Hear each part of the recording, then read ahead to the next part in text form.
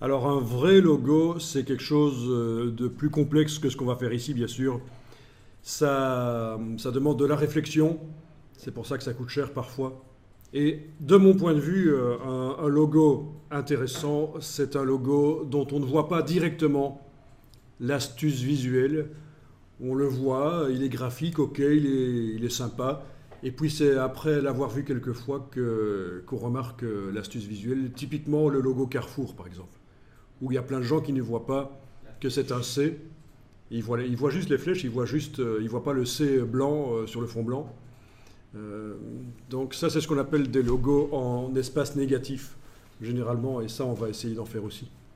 Mais enfin, techniquement, on en fera, mais pour avoir des bonnes idées à ce propos, il faut mener une petite réflexion, il faut avoir le temps de réfléchir à ça. Alors, il n'est pas interdit qu'une des polices, une des lettres, on la fasse dans une police différente.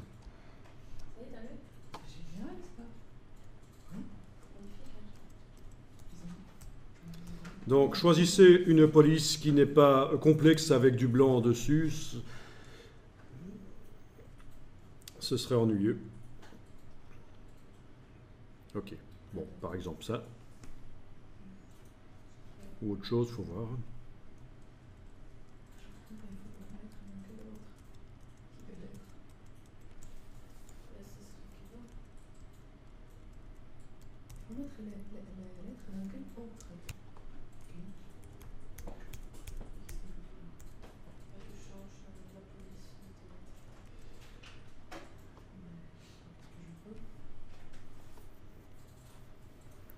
Bon, mais ça peut marcher avec tout type de police. De toute façon, on va voir le principe ici, et puis après, vous allez euh, essayer par vous-même.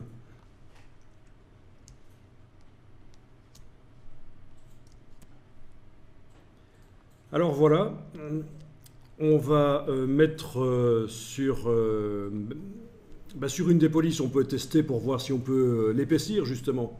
Est-ce que celle-là, ben non, celle-là, elle est particulière.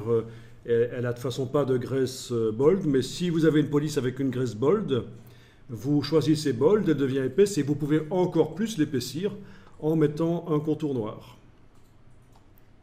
Alors on y va. Déjà, on sait qu'on a affaire à des polices, on a intérêt à enlever la couleur ici et à travailler par la palette aspect. Menu fenêtre, aspect. Par la palette aspect, sur cette police sur laquelle j'ai enlevé, au niveau des caractères, j'ai enlevé les couleurs.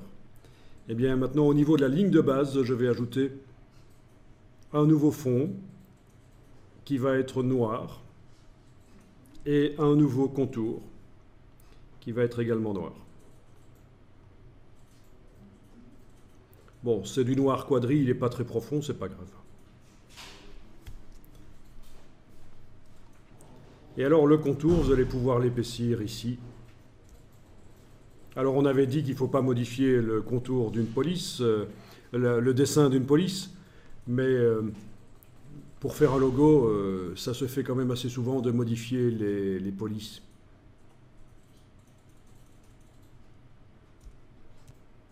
Ensuite, l'autre lettre, déjà pour la première, ça a été pour mettre un fond et un contour et arriver à modifier l'épaisseur.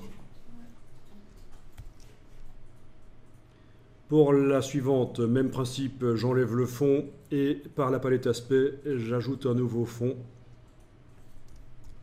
Et cette fois-ci, le contour va être blanc.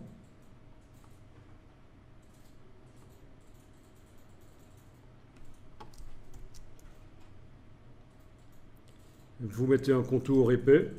Il déborde sur la lettre, mais vous allez le faire passer en dessous. Voilà.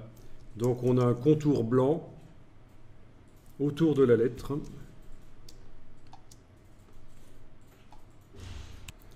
Bon, pour la troisième lettre, on va faire la même chose. Donc je vais passer par la palette style graphique pour stocker le style de la lettre du milieu ici. Voilà. Et puis je n'ai qu'à sélectionner la lettre d'à côté et lui appliquer le style. Et voilà, elle a le contour blanc également. Alors bien sûr, le contour blanc, on ne le voit pas parce qu'on est sur un fond blanc. Donc je vais jouer un peu avec la transparence pour visualiser la transparence dans Illustrator. Menu affichage, afficher le damier de transparence. À ce stade-là, ce serait une bonne idée d'enregistrer.